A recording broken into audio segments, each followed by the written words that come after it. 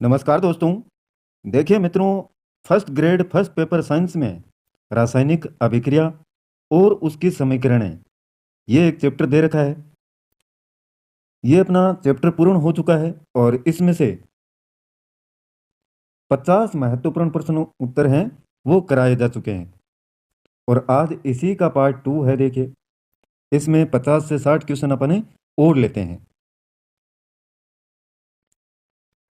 51 का प्रश्न है, निम्नलिखित में से कौन सी अभिक्रिया उत्क्रमणीय है।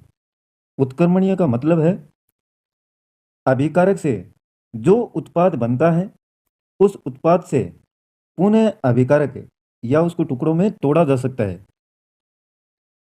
यानी अभिक्रिया जब शुरू हुई, जो स्थिति थी वही स्थिति पुनः बन जाए, तो इस प्रकार की अभिक्रियाएं आपकी उत्क्रमणीय कहलाती हैं।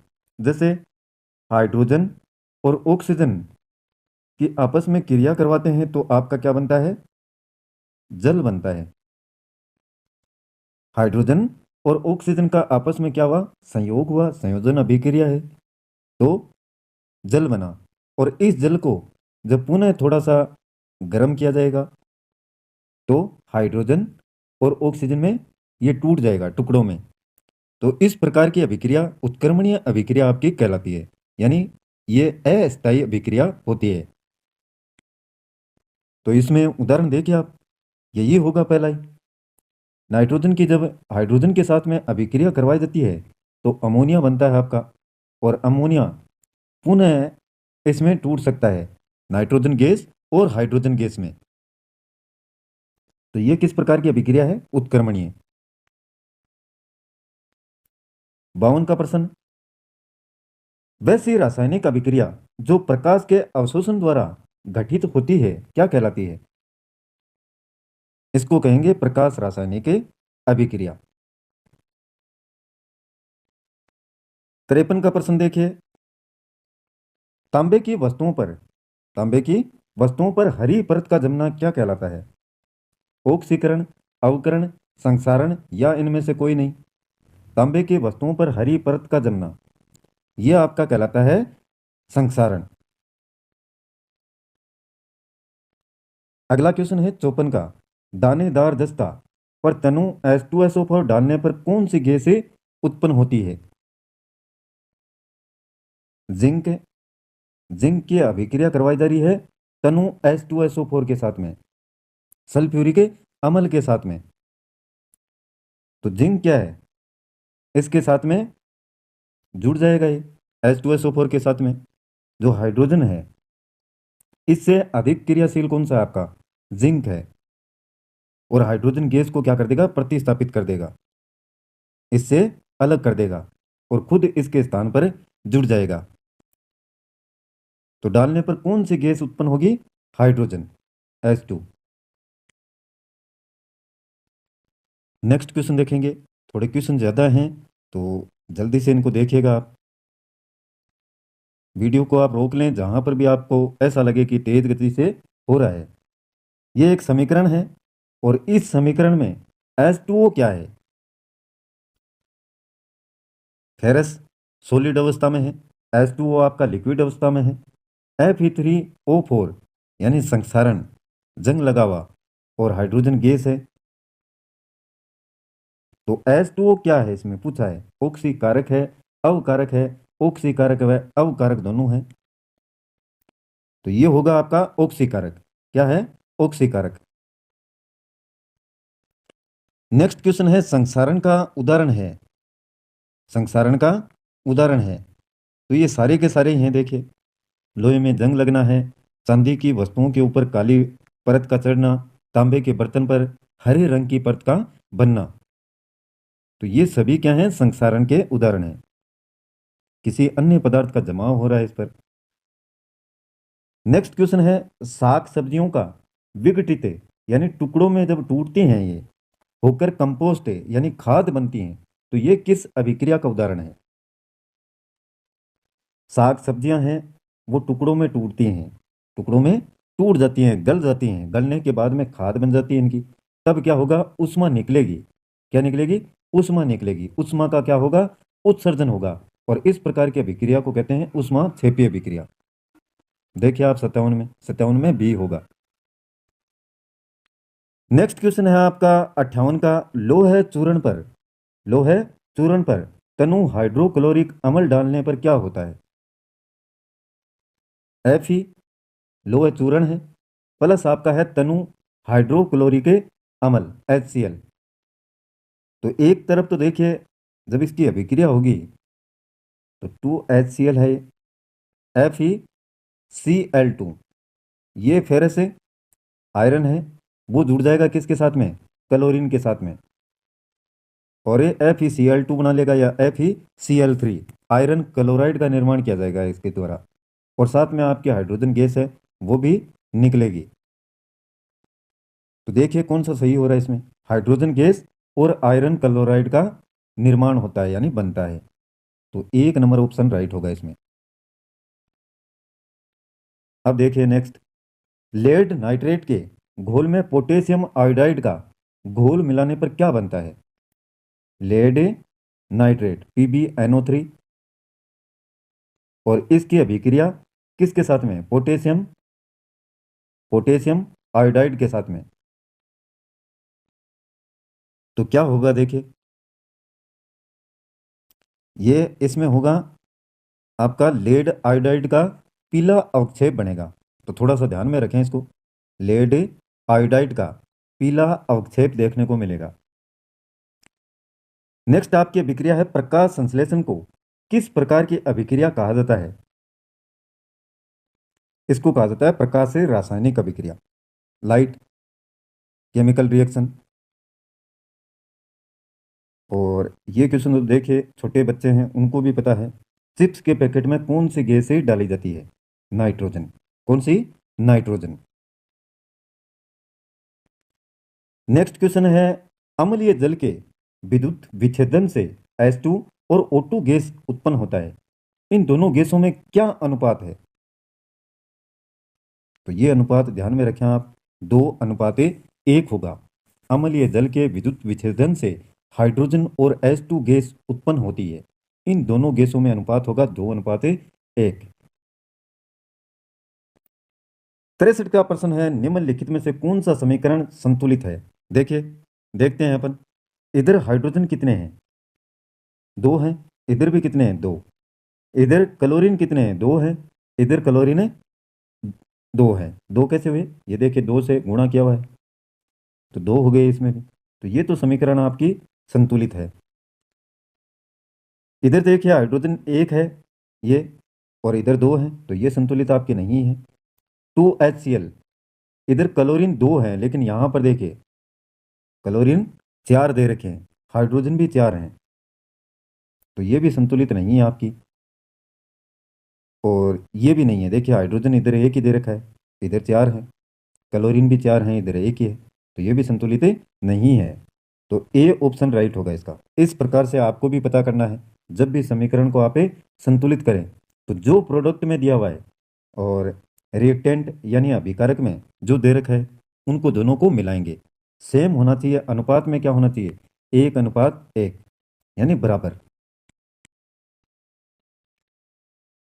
नेक्स्ट क्वेश्चन है 64 का, फेरस सल्फेट FeSO4 7H2O के विघटन से बने Fe2O3 का रंग कैसा होता है?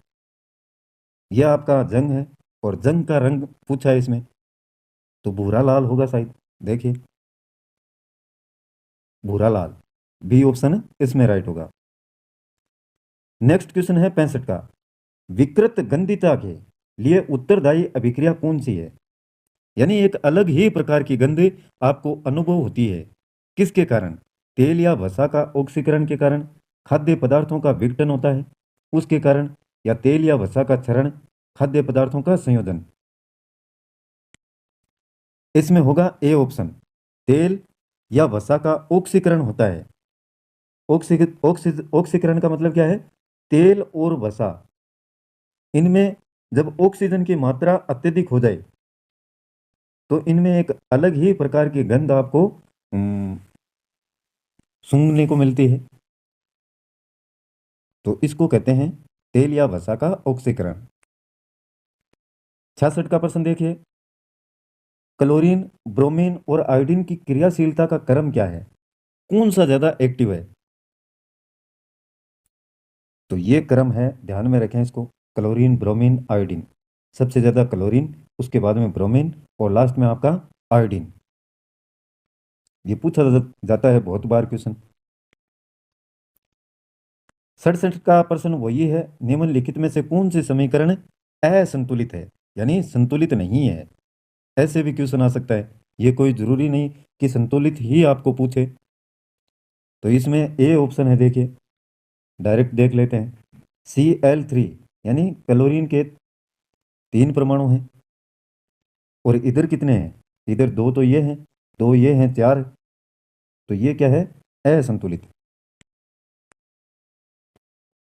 नेक्स्ट प्रश्न है आपका, द्रव्यमान के संरक्षण में सिद्धांत के अनुसार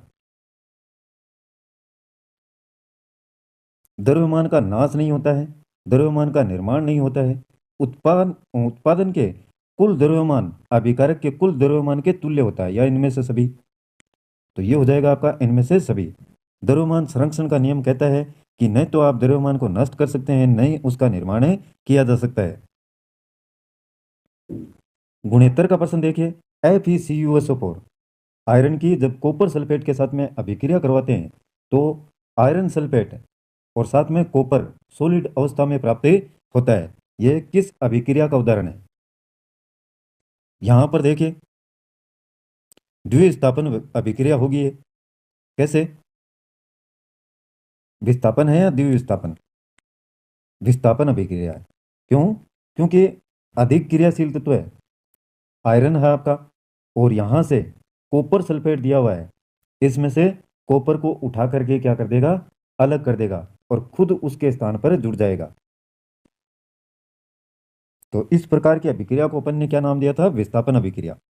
बहुत ही आसान है, ये सारे समझाए हुए हैं अच्छे से आपको। और ये एक अभिक्रिया और है, देखिए Na2SO4 एक्वस फॉर्म में है, BaCl2 ये भी एक्वस में है, और बनाते क्या है? BaSO4 सॉलिड अवस्था में प्लस 2NaCl। इस अभिक्रिया में BaSO4 का श्वेत अवक्षेप बनता है, अतः इस अभिक्रिया को क्या कहते हैं? अवक्षेप बनता है, तो अवक्षेपण अभिक्रिया होगी। देखिए राइट है। और 71 का प्रश्न ये रहा, थोड़ा सा देखिए इसको, सेट करते हैं, पूरा क्वेश्चन स्क्रीन पर आ जाए आपके। ये देखिए, अब देखिए, जब कोई धातु अपने आसपास अम्ल, आर्द्रता आदि के संपर्क में आती है, किसी धातु की बात हो रही है, तो संक्षारित हो जाती है। तत्वों के ऊपर हरी परत और चांदी के ऊपर काली परत का चढ़ना निम्न में से किसका उदाहरण है?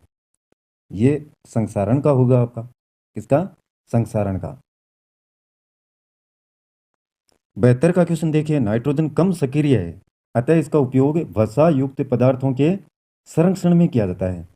ए ऑप्शन राइट होगा, नाइट्रोजन कम सक्रिय है, अतः इसका उपयोग वसा युक्त पदार्थों के संरक्षण में किया जाता है।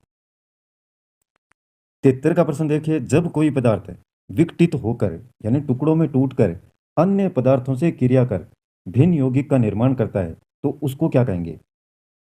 जब कोई पदार्थ विघटित होकर टुकड़ों में टूटकर अन्य पदार्थों से क्रिया करता है और क्रिया करके भिन्न यौगिकों का निर्माण करता है अलग अलग, तो इसको कहेंगे रासायनिक अभिक्रिया।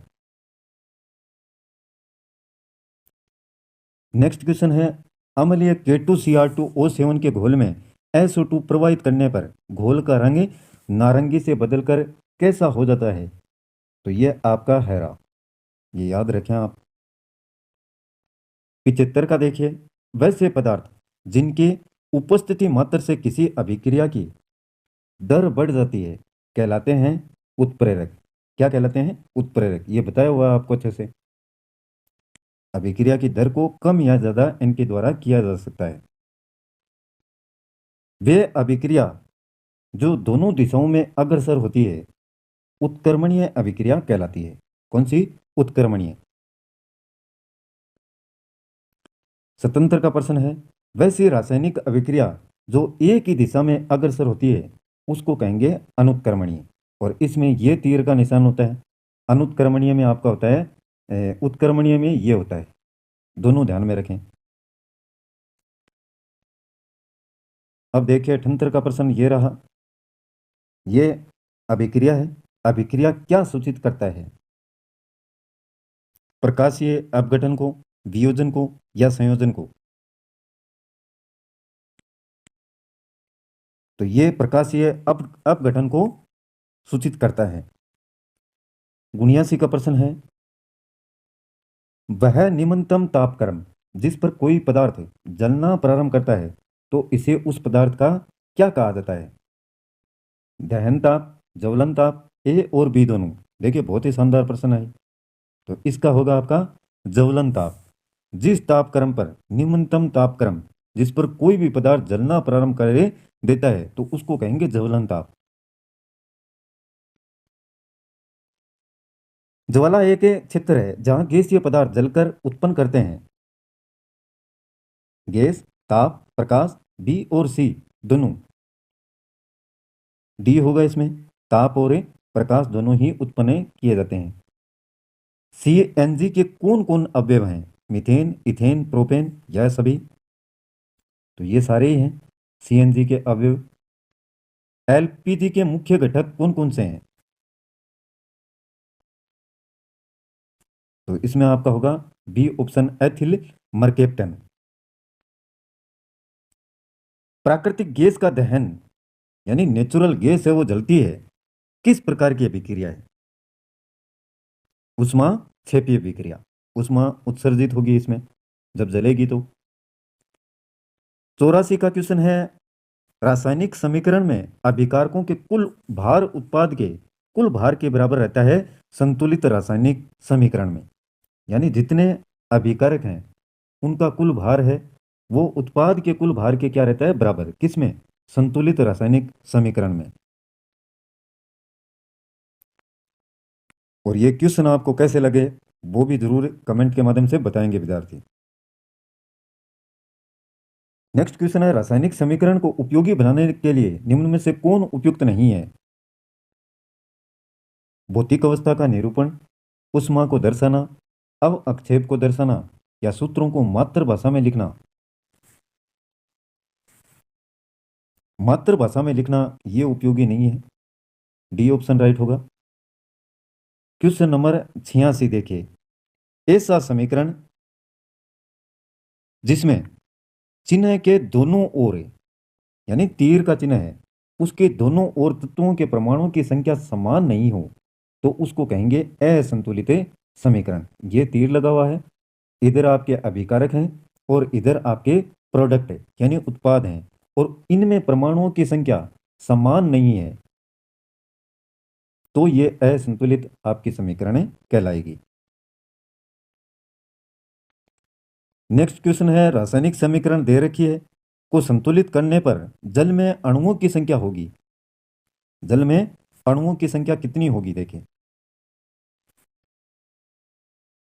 कितनी होगी?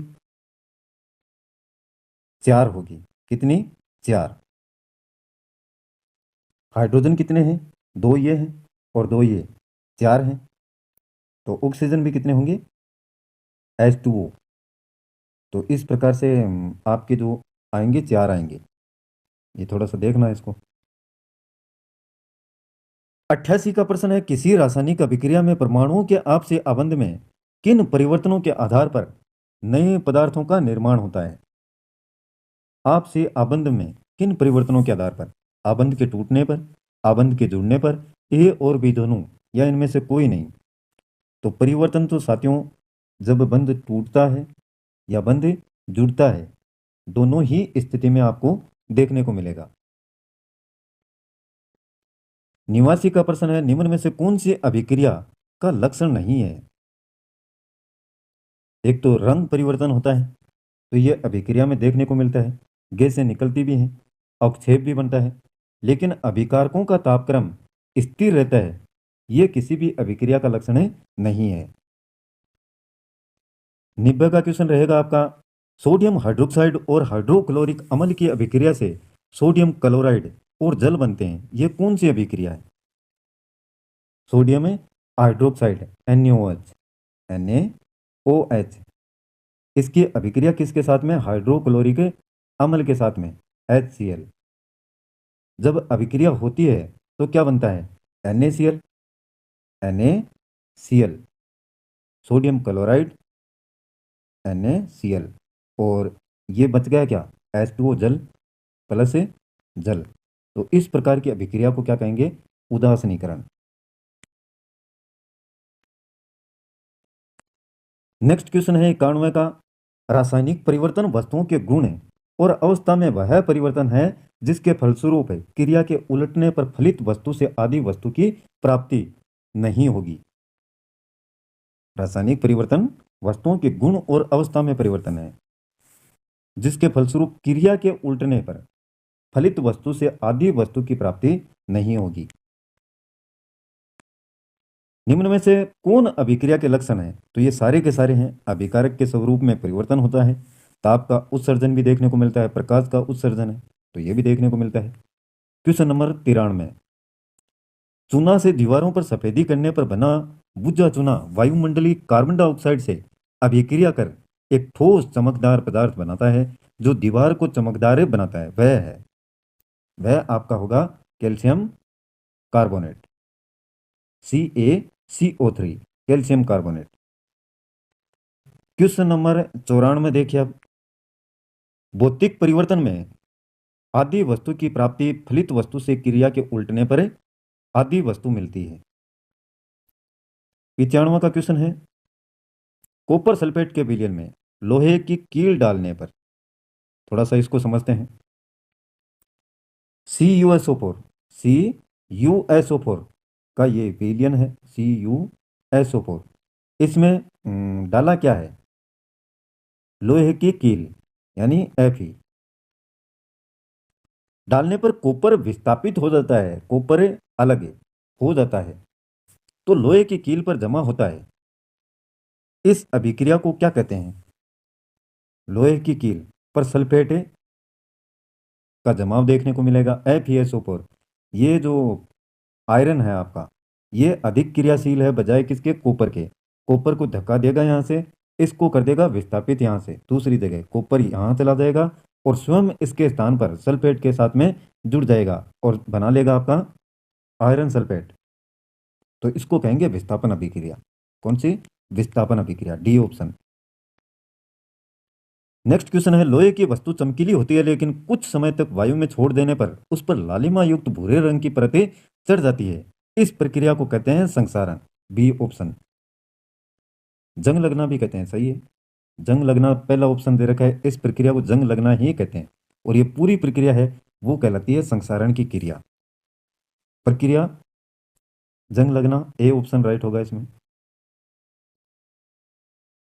नेक्स्ट देखिए, कार्बन मोनोऑक्साइड है प्लस ऑक्सीजन, इनकी जब आपस में अभिक्रिया होती है, संयोग होता है तो कार्बन डाइऑक्साइड का निर्माण होता है। ये किस प्रकार की अभिक्रिया है? संयोजन है, आपस में इनका क्या हो रहा है? संयोग।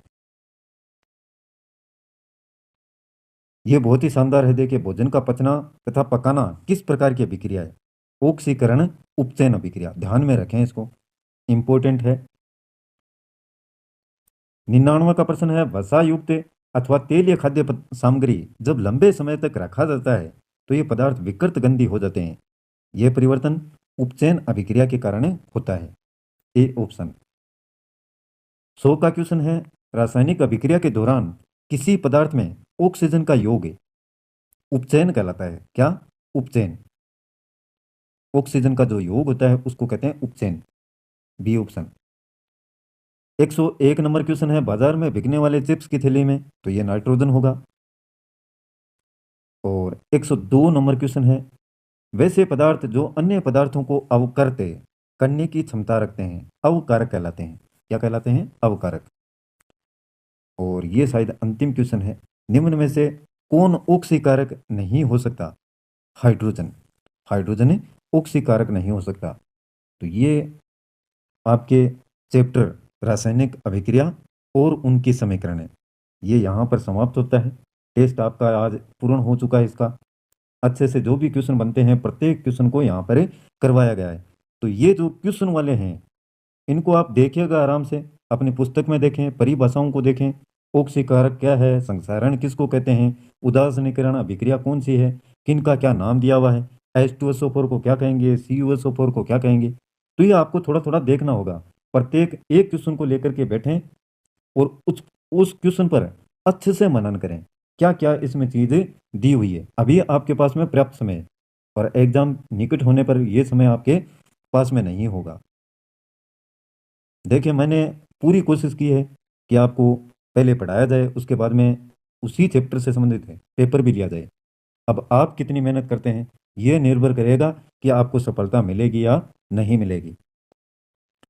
आज का ये वीडियो पसंद आए तो मित्रों लाइक ज़रूर कीजिएगा, और हो सके तो थोड़ा बहुत सपोर्ट भी कर दीजिएगा। अपने मित्रों के साथ में वीडियो को शेयर करना है, चैनल को सब्सक्राइब करना है। तो ये एक्टिविटीज़ आप कर सकते हैं। आज के लिए बस इतना ही मित्रों। कल फिर मिलते हैं एक नए वीडियो, नए टॉपिक और नई जानकारी के साथ में। तब तक के लिए जय हिंद।